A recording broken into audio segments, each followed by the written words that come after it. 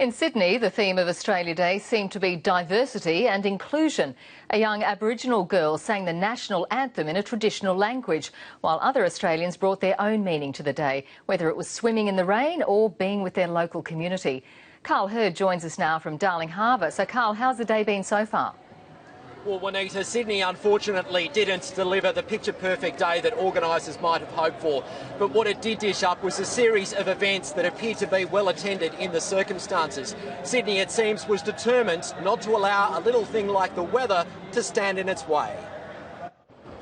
From the very top of the Harbour Bridge, Orange teenager Atalia Sutherland steeled herself for perhaps her biggest performance yet. Australians in your The national anthem was sung in the Wiradjuri language against a grey but still spectacular backdrop.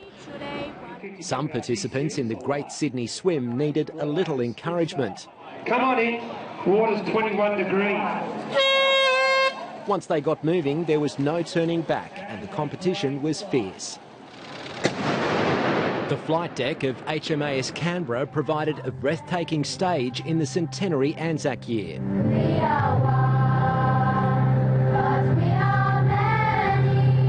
And in a tribute to Australian ballet, tugboats, helicopters and yachts pulled off this amazing piece of choreography. I think it's just a huge buzz. Yeah. As for the weather... You've got to make the best of it, don't you? That's all it is. Australia for you. One day it's hot, the next it's raining. At Centennial Park, it was a case of if you're going to get wet, you might as well do it properly. There was also plenty of colour and movement in the city's west. Families flocked to Parramatta Park for song, dance and acrobatics. The main thing about Australia is diversity, like different cultures, and still people come together. And eat your heart out, city slickers.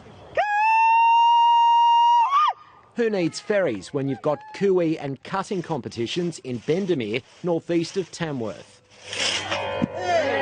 For many Indigenous Australians, it's a day of conflicting emotions. While some marched, others were putting Aboriginal and Torres Strait Islander cultures on show. It did start out as a day of mourning, it did start out as Invasion Day, and now it's gone into a celebration of survival. A day of many meanings, shared experiences, learning and just being together.